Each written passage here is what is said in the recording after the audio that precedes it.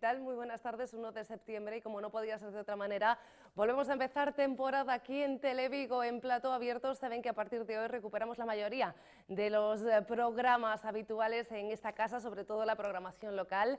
Tendremos el debate, la guía de la salud, por supuesto, los informativos ya presenciales y este Plató Abierto que como anteriores temporadas vamos a dedicar los martes a acercarnos a la actualidad viguesa y también a intentar resolver sus dudas, las de ustedes, con el Concello de Vigo. Saben que, bueno, vista la situación epidemiológica, nos vemos obligados por prevención, por precaución simplemente, a seguir haciendo estos programas por videoconferencia y por tanto grabados. Las entrevistas no van a ser aquí en plató, sino que, bueno, vamos a acercarnos a través de la videoconferencia a los lugares de trabajo, a las casas de nuestros invitados. Por tanto, tienen que ser grabados, así que ustedes no pueden llamar en directo, no son las 2:30, aunque lo parezca en estos momentos, sino lo que tienen que hacer es enviarnos un correo electrónico con dudas, con quejas, con sugerencias, con cualquier cuestión que quieran trasladar a la administración municipal. platoabierto@televigo.com. platoabierto@televigo.com. Ese es el correo electrónico al que pueden dirigirse y en este primer programa de la temporada y este primer martes, esta primera sección en la que mantenemos contacto directo con el Ayuntamiento de Vigo, hemos querido acercarnos a una de las concejalías, de las áreas que más está trabajando y que más necesaria es, lo hemos visto en los últimos meses, la de Política Social, con la concejala Yolanda Aguiar. ¿Qué tal? Muy buenas tardes. Buenas tardes, María. Qué alegría verte, qué alegría escucharte. Yolanda, exactamente lo mismo, aunque tenga que ser en la distancia. Yo sé que estás en el Concello, estás trabajando porque estos meses han sido muy duros y vosotros habéis tenido que duplicar el trabajo de alguna manera para hacer frente a las labores que ya hacíais frente habitualmente, pero también a esos casos que han enraizado debido a la situación sanitaria también y a la situación laboral y económica que ha derivado de ella. Efectivamente, María, la verdad es que durante estos meses política social ha sido una concejalía clave en gestión de esta pandemia inédita para todos, que ha derivado no solamente en una crisis sanitaria, en una crisis económica, sino también en una crisis social. Y bueno, aquí lo hemos estado dando todo. Nosotros no hemos descansado, hemos trabajado los 7 días de la semana, los efectivos de la concejalía han estado trabajando incluso sábados y domingos porque era necesario y porque es necesario. Y aquí estamos implementando medidas, dando respuesta a las necesidades de carácter social, que son muchas, muchas, y bueno, como decía, ante una situación inédita que nos ha obligado a adoptar decisiones casi sobre la marcha, pero hemos tomado muchas medidas y estamos muy contentos de la respuesta que hemos sabido darle a los problemas acuciantes que se nos venían encima. Algunas herramientas ya las teníais en el Concello, lo que ha habido es que darles más financiación, caso de las ayudas de emergencia. Sí, las ayudas de emergencia, para que los oyentes se hagan una idea, hemos multiplicado por 5 el gasto en ayudas de emergencia. En estos 4 meses de la pandemia hemos adjudicado más de 1,2 millones de euros en ayudas de emergencia. Teníamos que dar una respuesta inmediata a las familias que se habían visto confinadas en sus casas, en muchos casos familias que no habían acudido nunca a los servicios sociales del ayuntamiento porque eran familias normales como tú y como yo, María, que de repente se vieron o bien despedidas de su puesto de trabajo o inmersas en un ERTE y que bueno, y que se vieron en la necesidad de acudir por primera vez a los servicios sociales del ayuntamiento. Eso es una de las principales conclusiones a las que hemos llegado en estos 4 meses, y es que de las 9.000 y pico familias que hemos atendido en estos 4 meses, en torno a un 30% de esas familias eran usuarios nuevos, eran usuarios que no tenían historia social aquí en el ayuntamiento. ¿Cómo se habilita el trabajo en el ayuntamiento para hacer frente a todo esto, teniendo en cuenta que bueno, esto empezó y el trabajo fuerte, arduo y el tener que reforzarse empezó con el confinamiento, que no podíamos estar presentes? Pues la verdad es que tuvimos una capacidad de respuesta magnífica. Yo tengo que felicitar desde aquí a mis funcionarios, a mis trabajadores de los servicios sociales, porque han hecho gala de una profesionalidad impresionante, duplicando sus jornadas, trabajando por la mañana y por la tarde y, como te decía, incluso fines de semana, proactivos en todo momento, proponiendo soluciones a problemas inéditos o problemas nuevos que se nos planteaban.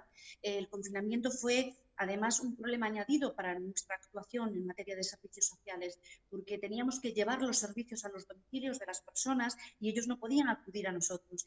Llegamos a montar un dispositivo, para que te hagas una idea, en la misma semana del confinamiento, en el mes de marzo, cuando se decretó el confinamiento de las familias, montamos un dispositivo de llevar comida a los domicilios de las familias, comida elaborada que se elaboraba en los distintos comedores sociales con los que el Ayuntamiento trabaja habitualmente, y llegamos a montar hasta 4 rutas diarias repartiendo a domicilio más de 600 menús diarios, menús además saludables que preparaba una nutricionista, y que fuimos capaces de dar respuesta a una situación que por otra parte era muy extraña para todos nosotros, ¿no? Montamos un dispositivo con unas furgonetas municipales, se elaboraba la comida a primera hora de la mañana en los comedores y se repartía a domicilio, ya te digo, más de 600 menús diarios. En estos 4 meses elaboramos 62.000 menús repartidos a domicilio, pues para atender a esas personas mayores que vivían solas, que no podían cocinar por alguna razón, o incluso familias que acudían a los comedores sociales, y para evitar esas colas en los comedores sociales, garantizarles el aislamiento y el distanciamiento social, pues montamos este dispositivo nuevo, ¿no? Que funcionó muy bien. Incluso después fuimos siendo más imaginativos y les repartíamos incluso lectura a domicilio, un suplemento de fruta una vez a la semana. Es decir, bueno, fuimos capaces de montar servicios novedosos que no estaban en marcha antes del confinamiento y que han funcionado muy bien.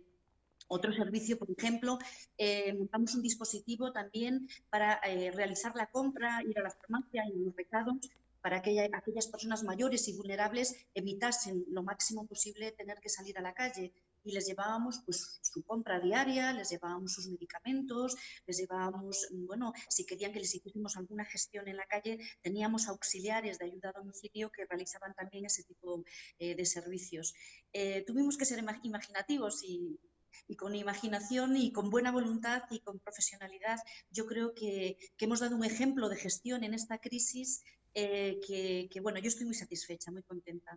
Concejala, yo entiendo que la crisis social va paralela, igual un poquito por detrás de la curva de la pandemia. En esa primera ola, los casos que teníais que llevar, también el esfuerzo, se fue incrementando, así como subía la curva de la pandemia. Entiendo, y esto ya empieza a ser una pregunta, que se llegó a estabilizar en los últimos meses, porque sí es cierto que en Vigo, en las Rías Baixas, aunque las cifras ya eran preocupantes en otros lugares de Galicia, aquí hemos tenido pues más o menos un verano tranquilo. Ahora, con el ascenso nuevo de la curva, ¿cuál es la previsión?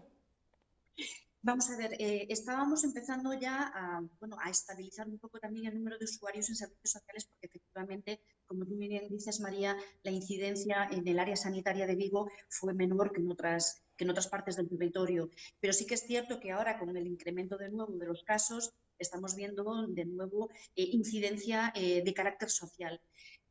Una vez que se estaba empezando a estabilizar los casos, ya no tuvimos que incidir tanto en resolver emergencias de carácter social como en ponernos a trabajar ya en la gestión social post-COVID, digamos, ¿no? Es decir, hemos notado, por ejemplo, en el ámbito de las personas mayores, porque sabes que en política social también nos ocupamos de las políticas de personas mayores, que el confinamiento del que fueron objeto, el cierre de los centros de día y de los centros para personas mayores, de las residencias, tuvo una incidencia terrible en las personas mayores, con un deterioro cognitivo para estas personas muy importante, y ya hemos estado haciendo programas para empezar a paliar también esa era post-COVID, ¿no? Lo que nos toca vivir después de la pandemia. Estamos ya trabajando en nuevos instrumentos, en nuevos programas y en nuevos servicios para gestionar las consecuencias de carácter social que van a ser todavía perdurables en el tiempo. Aunque la enfermedad consigamos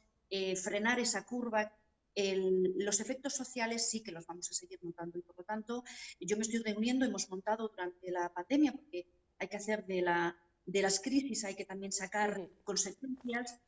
Hemos montado en servicios sociales grupos sectoriales que nos estamos reuniendo por videoconferencia con todas las entidades del tercer sector para pulsar precisamente cuáles son esas nuevas necesidades, cuáles son las nuevas políticas y los nuevos instrumentos que vamos a tener que poner en funcionamiento a partir de ahora. Y en eso estamos trabajando.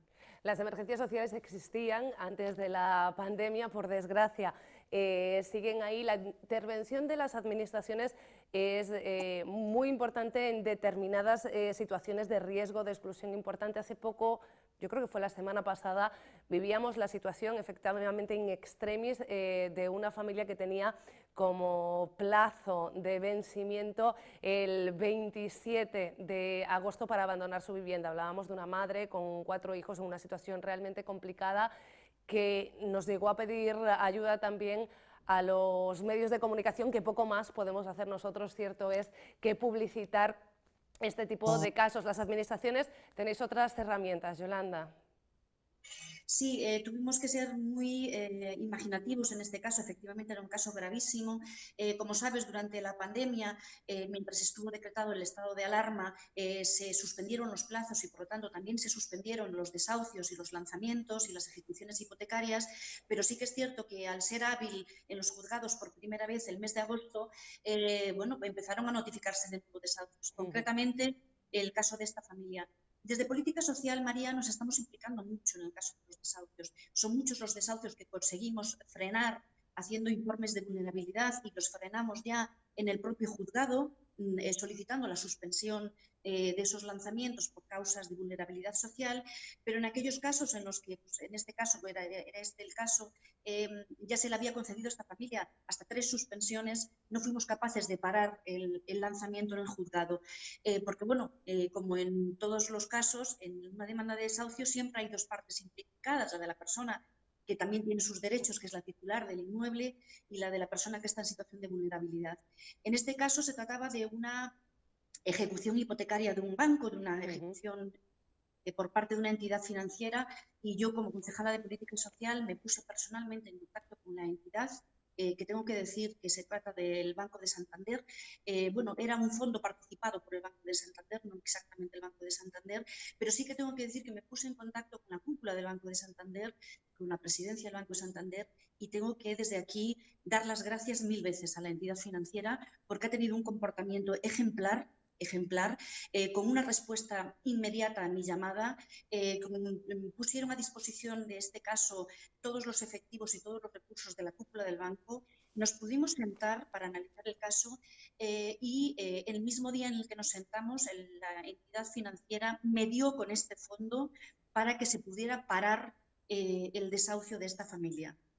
Nos han dado un margen de unos cuantos meses para poder trabajar en esta situación.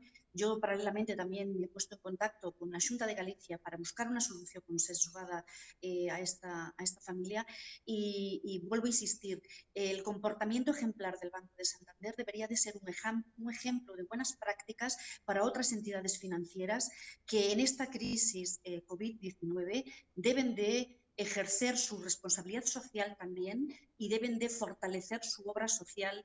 Y yo desde aquí, María, aprovecho la oportunidad que me das para hacer un llamamiento a todas las entidades financieras de este país para que nos ayuden, para que arrimen el hombro en la obra social y consigamos entre todos buscar soluciones para estas familias que en esta crisis social sin precedentes necesitan también de la responsabilidad social de las empresas y de las entidades financieras.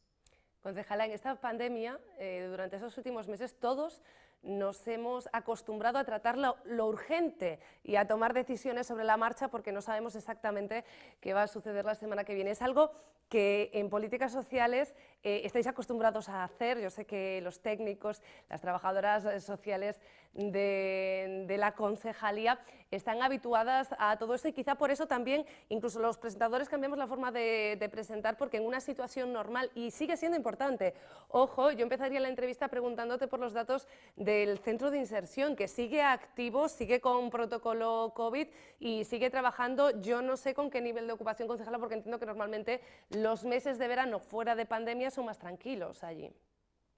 Pues María, la verdad es que me alegro de que me hagas esta pregunta, porque el funcionamiento del CIES, del Centro Integral, del llamado albergue municipal, ha sido ejemplar. Durante la pandemia, efectivamente, tuvimos que cerrar las puertas del centro, como bien sabes, porque fue obligado por ley el que no se pudiesen dar altas nuevas, y por lo tanto, las personas que estaban en ese momento en el centro integral se tuvieron que quedar allí, no podían ni entrar ni salir personas nuevas, ni salir los que estaban dentro. Por lo tanto, la convivencia se modificó notablemente, es decir, no hubo ya rotaciones, no hubo altas nuevas, y tengo que poner en valor a todos y cada uno de los usuarios del albergue municipal, porque, María, tuvieron un comportamiento ejemplar durante toda la crisis sanitaria. No hubo ni un solo conflicto, no hubo ningún incidente reseñable, incluso personas que eran consumidoras y que tenían algún tipo de adicción superaron en muchos casos el no poder consumir o el no poder salir a ¿Sí? su vida habitual, ¿no? Y tengo que decir que como consecuencia de eso, nada más levantarse el estado de alarma, lo primero que hicimos fue a esas personas usuarias, que fueron en torno a 30, que se habían comportado tan bien, que habían hecho obras de mantenimiento, de limpieza, hicieron una pequeña huerta urbana, se comportaron tan bien que la concejalía quiso tener con ellos un detalle y les invitamos a ir a las CIES. Muchos de ellos fueron a las CIES por primera vez en su vida y se lo pasaron pipa en el viaje que pudieron hacer a las CIES nada más levantarse el confinamiento. El nivel de ocupación fue muy alto, ya te digo, estuvo prácticamente al 90% de ocupación durante todo el confinamiento. Hicimos, para que os hagáis una idea, más de 1000 menús se repartieron durante el confinamiento y además en el propio comedor, de forma muy solidaria, la gestión del comedor decidió hacer un esfuerzo adicional para dar de alimentación básica no solamente a las personas que estaban albergadas dentro del CIES, sino que preparábamos más de 120 menús diarios que se repartían en tuppers también en los domicilios. O sea que han tenido un comportamiento ejemplar. Yo estoy muy contenta con el funcionamiento durante esta crisis. Se han, ahora, en la actualidad, donde sí está abierto y vuelve a la rotación, se han aplicado medidas, entiendo, de protocolo COVID también. ¿Esto ha supuesto un problema para el funcionamiento del centro o, bueno, todos nos hemos adaptado? Bueno, hemos aplicado los protocolos COVID que nos fueron indicados por parte de las autoridades sanitarias, por supuestísimo. Todavía no hemos empezado con las rotaciones, María, por una cuestión de seguridad. Es decir, las personas estamos dando altas ya hasta el límite de ocupación, pero no hacemos rotaciones de 10 días como hacíamos antes, precisamente para intentar preservar un poco la burbuja en la que todavía estamos. A las personas que ingresan se les hacen las pruebas pertinentes, se les controla la sintomatología y por tanto entran con todas las garantías, pero las personas que están todavía no rotan. Tenemos plazas vacantes en los dos dispositivos, tanto en el albergue municipal, en el CIES, como en el albergue de la Santa Cruz, en TEIS, que tiene todavía un nivel de ocupación bastante razonable y podemos dar altas. Se practican pruebas PCR con las nuevas altas y, por lo tanto, estamos siguiendo todos los protocolos con absoluto rigor. Ayer en informativos, bueno, en realidad ayer en la rueda de prensa habitual del alcalde de Vigo, de Abel Caballero, él nos daba la noticia de la compra de un edificio en la Rúa Alta, en el Casco Bello, muy próxima a la sede de la Diputación de Pontevedra, un edificio que va a ser un centro de formación y que va a posibilitar además un poco la revitalización de la zona, pero también la remodelación, porque se va a ampliar la plaza también a raíz de esas obras. Había, bueno, pues dos vertientes, ¿no? La urbanística y la de ese centro de formación, que es por lo que yo te quiero preguntar, porque va a ser un proyecto, entiendo yo, que muy interesante, porque hablamos de un centro de formación para personas en riesgo de exclusión. Sí, María, estoy entusiasmada porque es un proyecto en el que empecé a trabajar nada más tomar posesión como concejala y que ahora, un año después, pues ya está, es un proyecto muy maduro. Va a ser el primer centro integral de inclusión social y de formación para personas en riesgo de exclusión social de Galicia. No hay otro centro de estas características en Galicia. Ha sido un proyecto muy trabajado, muy mimado por parte de los profesionales de la concejalía, que hemos presentado además al Ministerio para participar de los fondos DUSI, de los fondos europeos, que nos ha venido aprobado y, como tú muy bien señalas, es un proyecto muy ambicioso de regeneración urbana en un ámbito que estaba un pelín deteriorado, porque el edificio es un edificio que hoy está tapiado y que fue en su día ocupado y que, bueno, era un pequeño foco de... necesitaba regeneración, un pequeño impulso. Entonces se va a tratar de una regeneración física, urbana, pero también de una regeneración de carácter social y económica. Es un centro de formación para personas en riesgo de exclusión social, es decir, es un centro en el que el ayuntamiento va a impartir itinerarios de inserción sociolaboral, es decir, vamos a dar itinerarios formativos, itinerarios de inclusión social y además es un centro que va a venir también a respaldar el proyecto del ingreso mínimo vital, porque como sabes, el Ayuntamiento de Vigo, que es el único ayuntamiento de España que ha abierto una oficina para tramitar el ingreso mínimo vital, hemos tramitado más de 5.000 solicitudes de ingreso mínimo vital durante el periodo desde que se ha abierto el plazo en el mes de junio, y el ingreso mínimo vital va a ir muy vinculado precisamente a estos itinerarios de inserción sociolaboral. Y es ahí donde lo vamos a hacer, es ahí donde vamos a hacer esos itinerarios, vamos a hacer el seguimiento de las familias bueno, y una vez que vayan ingresando en el mercado laboral, vamos a interactuar económicamente también con los establecimientos del entorno del casco bello, es decir, dinamización física, urbana, social y económica de la zona. Estoy muy contenta con este proyecto. Una Concejala, la inversión, última. Dime. una inversión además importante, solamente apuntar que se trata de una inversión de casi 1 millón de euros, que será financiado, ya digo, con fondos municipales y con fondos europeos. Ahora sí, la última, y aquí, bueno, pongo antecedentes a los espectadores porque entiendo que a veces los meses de verano nos pasan sin ver demasiados informativos y yo creo que hace cuestión de un mes la entrada en el gobierno de Pablo Estévez, yo creo que más que propició, posibilitó una reestructuración del gobierno municipal para primar el trabajo en determinadas áreas.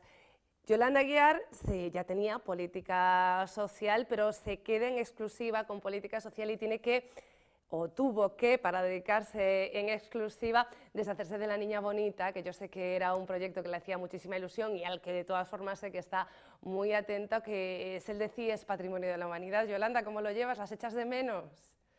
Mucho, María, me dio mucha pena, mucha tristeza, porque sabes que para mí era como un hijo, era como un hijo. Yo Sí. ya llevaba trabajando en este proyecto 7 años y yo creo que es un proyecto ya muy maduro.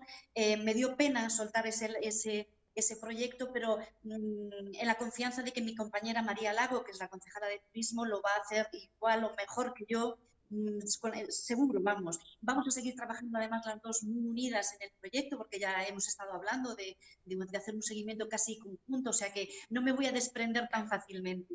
Y sí que en ese sentido yo entendí la decisión de remodelación del gobierno que adoptó el alcalde, porque sí que me tengo que centrar, yo estaba centrada, pero me tengo que volcar todavía más en las políticas sociales, porque tenemos un reto de futuro muy importante, María, y yo tengo que dar respuesta dedicándole todavía más tiempo del que ya le dedicaba a la política social y a nuevos proyectos que vamos a emprender en el ámbito social. Y por eso entendí la remodelación, aunque me dio cierta penilla, pero sí lo entendí. Bueno, tú la responsabilidad de políticas sociales ya la tenías, ahora qué responsabilidad la de la concejala Lago con esas niñas bonitas que son las CIES y esa carrera para Patrimonio de la Humanidad que, ojo, no se va a frenar tampoco. Cierto es que yo entiendo que todos los trámites, los administrativos, pero absolutamente todos, se ralentizan por la pandemia porque, como su nombre indica, pandemia es a nivel mundial y lo de la UNESCO pues no depende solo de un país ni de una administración. Yolanda, ¿creéis que eso se va a ralentizar mucho o que el proceso, como que ya era lento, se va a mantener?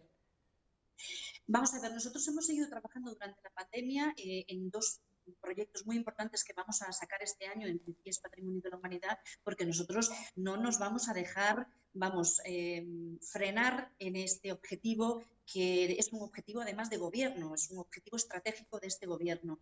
Vamos a trabajar con el ánimo de saber que vamos a llegar a buen puerto y que SIES va a ser patrimonio de la humanidad. En breve, mi compañera María hará el anuncio junto con el alcalde de cosas en las que hemos estado trabajando estos meses y que vamos a lanzar porque, insisto, María, es un proyecto riguroso, un proyecto de ciudad, un proyecto que goza con el respaldo ciudadano y que, por lo tanto, estamos seguros de que vamos a alcanzar el objetivo sin lugar a dudas, apoyados además muy estrechamente por el Gobierno de España. Yolanda Guillar, concejala de Políticas Sociales, gracias por el trabajo que realizas cada día y gracias por atendernos hoy. Muchas gracias a ti, María, y yo insisto, muy contenta de volver a verte. Así da gusto. Tenemos muchos más martes. Un beso enorme.